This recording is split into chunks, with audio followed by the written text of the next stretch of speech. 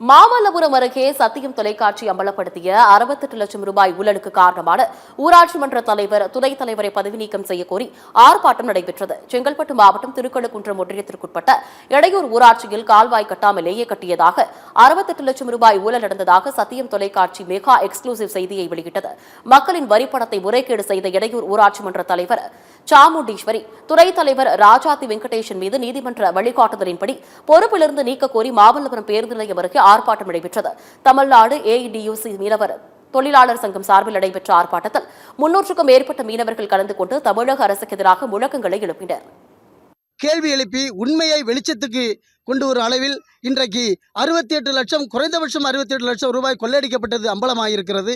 அதை கண்டுபிடித்து அடையாளம் காட்டிய மீனவர்கள் மீதும் மாணவர்கள் மீதும் பொய் வழக்கு போடப்பட்டுள்ளது. ஆனால் காவல்துறையே தட்டி கேட்கக்கூடிய, நியாயத்தில் நடந்து கொண்டக்கூடிய அந்த காவல்துறையும் கூட இருந்து பழிவாங்கு நடவடிக்கையில் ஈடுபட்டிருப்பது வருத்தம் அளிக்கிறது.